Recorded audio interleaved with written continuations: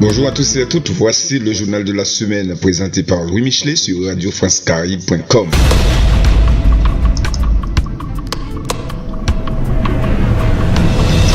Haïti social, lauréat du prix Philippe Chaffanjon du reportage multimédia 2016. Mathieu Gallet, le président directeur général de Radio France, Isabelle Madsen Chaffanjon, présidente du fonds de dotation Philippe Chaffanjon et Jacques Expert, président du jury, ont remis à la maison de la radio Paris-France le prix Philippe Chaffanjon du reportage multimédia 2016 aux lauréats français et haïtiens. Pour cette troisième édition, une cinquantaine de candidatures françaises et haïtiennes ont été reçues, mêlant originalité, qualité interactive et rédactionnelle. Après délibération, Jacques Expert a annoncé que le jury avait décidé de primer Dans le téléphone d'une migrante syrienne, un reportage français réalisé par Lucie Soulier et traduit par Majid Zerouki, publié sur le site du Monde en décembre 2015.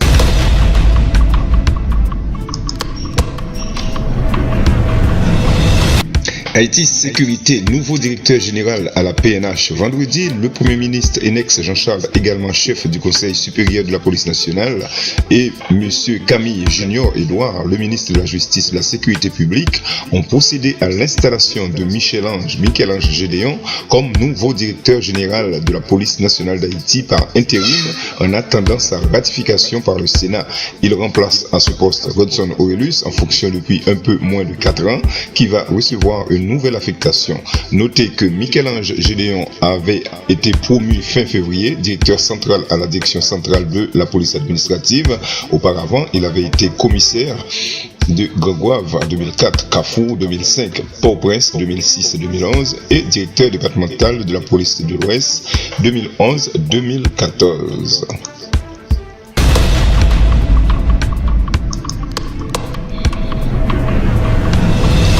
Haïti politique, pluie de nominations dans l'administration publique. Le président Haï Jocelyn Privert et son premier ministre Enex Jean-Charles, dans un arrêté qui sera publié lundi 11 avril, commencent à mettre leur homme pour prendre le contrôle de l'administration publique.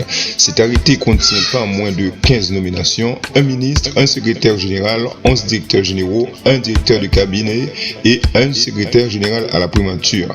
L'ex-colonel Antoine Atouriste, ancien directeur général de l'unité de lutte contre la corruption, est nommé ministre de la Défense.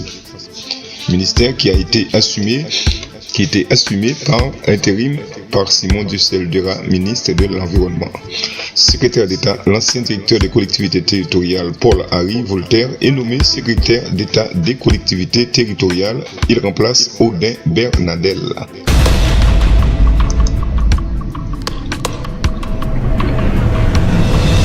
Haïti Économie, la Banque mondiale continue de travailler avec Haïti. Suite aux déclarations mardi de Ronald Larèche, le vice-président du Sénat, à l'issue d'une rencontre avec une délégation de la Banque mondiale autour du budget rectificatif de l'État haïtien, laissant entendre que la Banque mondiale n'entendait pas financer le budget du gouvernement provisoire avant l'aboutissement du processus électoral. La Banque mondiale a publié mercredi un communiqué via l'envoyé spécial en Haïti qui précise: la Banque mondiale continue à travailler avec le gouvernement haïtien pour mettre en œuvre son portefeuille en Haïti et préparer de nouvelles opérations qui seront soumises à l'approbation du conseil d'administration de la Banque mondiale au cas par cas.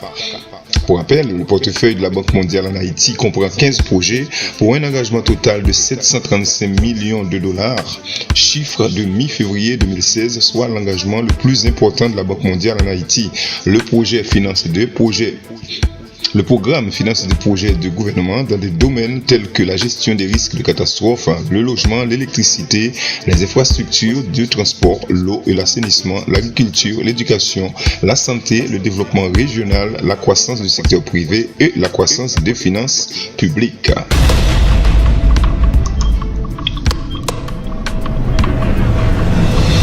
Haïti Éducation, lancement de la première plateforme d'enseignement en ligne Made in Haïti. Mercredi à l'hôtel Montana aura lieu le lancement officiel de la première plateforme d'enseignement en ligne TES, technologie hybride pour l'éducation, la science et le savoir, Made in Haïti, en présence de l'ambassadeur de France, Madame Elisabeth Beton-Delegue, soutenue par l'ambassade de France en Haïti, par l'AUF. TES est une plateforme qui intègre de multiples services, enseignement en ligne, gouvernance universitaire, gestion pédagogique, outils collaboratifs, forum chat, développé par l'École supérieure d'infotronique d'Haïti et SIH. Cette plateforme est ouverte à toutes les universités, membres de la conférence des recteurs et des présidents d'universités d'Haïti. Son objectif est d'accroître la capacité d'emploi des jeunes en leur facilitant l'accès à l'enseignement universitaire.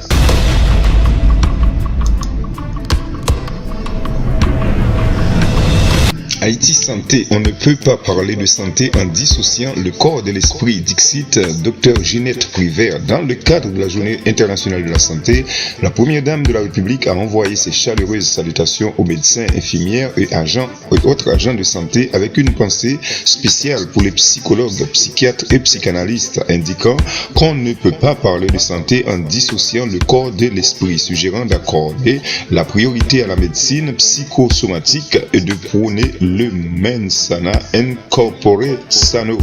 Après le dépistage du cancer du col utérine et du cancer des seins à la prison des femmes de Pétionville, la première dame, le docteur Ginette Prévert, entend avec son équipe offrir des soins aux 3500 détenus à la prison civile de Port-au-Prince.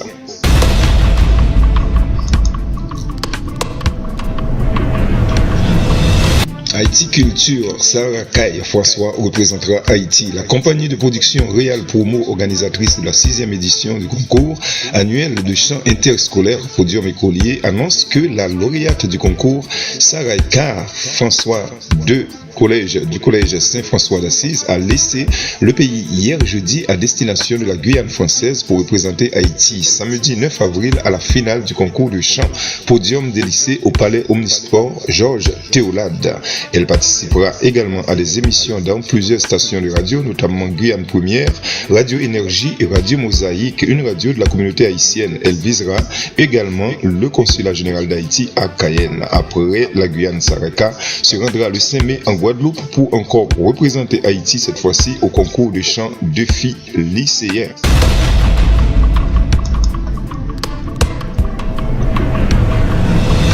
Haïti Tourisme, le ministre du Tourisme s'est entretenu avec l'ambassade de Cuba. Vendredi dans la matinée, l'ambassadeur de Cuba accrédité à Port-au-Prince, Luis Castillo Campos, s'est entretenu avec Guy Didier Hippolyte, le nouveau ministre du Tourisme et des Industries Créatives.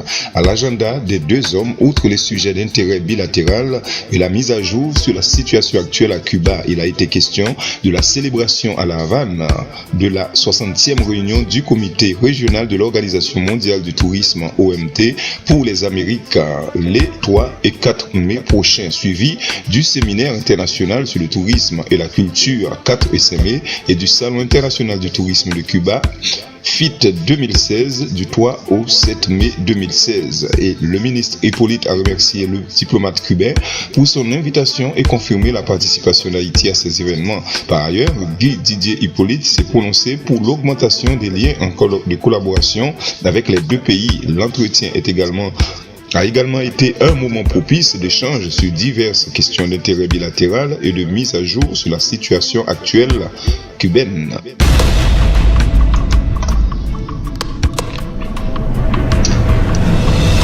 Haïti Justice, 16 mineurs arrêtés à Jacmel. Samedi, 16 mineurs âgés de 11 et 17 ans ont été arrêtés à Jacmel entre 22h et minuit dans des clubs, hôtels et sur des places publiques par des agents de la police de Jacmel sur instruction du commissaire du gouvernement près du tribunal de première instance de Jacmel, Madame Françoise Mouraille. Cette opération s'inscrit dans le cadre d'une série d'actions mises en œuvre par le parquet pour freiner la débauche et la délinquance juvénile suite à des complète de la population. Les jeunes de moins de 16 ans ont été remis au bureau du bien-être social et des recherches avant d'être remis à leurs parents. Ceux entre 16 et 17 ans ont été remis à leur famille avec un avertissement. Le commissaire du gouvernement qui lutte contre les mauvaises pratiques qui mettent en danger l'avenir de nos jeunes rappelle que toute personne mineure surprise à partir de 8h PM dans des rues et des endroits interdits aux moins de 18 ans, même accompagnés d'un adulte ou d'un parent, peuvent être appréhendés par la police.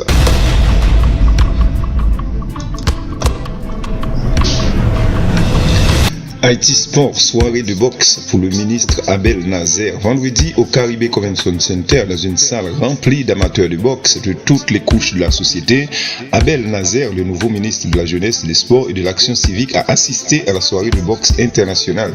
Visiblement heureux d'assister à cette soirée, c'est l'exemple le plus patent qu'il faut cesser nos divisions et nous unir en vue de travailler à l'avancement du pays au profit de la jeunesse, a déclaré le ministre Nazer au moment de féliciter au nom du président de la République et du Premier ministre le promoteur de boxe haïtien Jacques Deschamps, fils, soulignant l'excellent travail d'insertion et de cohésion sociale réalisé par Jacques Deschamps, fils, à travers l'ascension de l'un des dignes fils de Cité Soleil, le boxeur Evans Pierre, et l'organisation d'un tel événement en Haïti.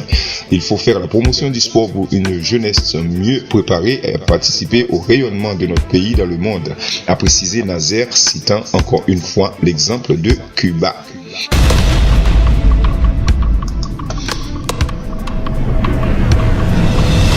Haïti élection, la diaspora écrit à John Kerry. Jeudi, 28 organisations et 32 leaders politiques, religieux et communautaires de la diaspora haïtiano-américaine ont fait parvenir une lettre au secrétaire d'État John Kerry dans laquelle il demande aux États-Unis d'appuyer une enquête de fraude électorale portant sur les élections de 2015 en Haïti. Les autorités américaines se sont fermement opposées à la mise sur pied d'une commission d'enquête dont le mandat serait d'examiner les présomptions de fraude. Une position qui a eu pour conséquence de saper la démocratie et de ternir la crédibilité des États-Unis en Haïti, comme on peut le lire dans cette lettre. Haïti a besoin d'une commission de vérification électorale, a affirmé Pierre Imbert, l'ancien directeur de Massachusetts, Office de réfugiés et des immigrants, est un des signataires de la lettre. C'est la seule façon d'arriver à rétablir la confiance des électeurs haïtiens envers le processus électoral.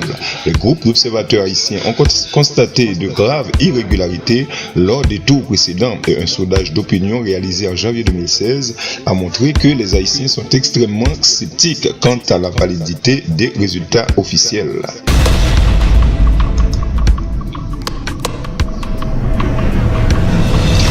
Haïti humanitaire, appel de fonds de près de 200 millions pour aider les plus vulnérables. Jeudi, le gouvernement d'Haïti et l'équipe humanitaire pays des Nations Unies ont lancé un appel de fonds de 193,8 millions de dollars en vue de répondre aux besoins humanitaires critiques de 1,3 million de personnes. Ce document de planification stratégique de la réponse humanitaire en 2016 vise non seulement à assurer la protection de l'accès aux services de base aux personnes les plus vulnérables, mais également à renforcer la résilience de la population et des institutions haïtiennes.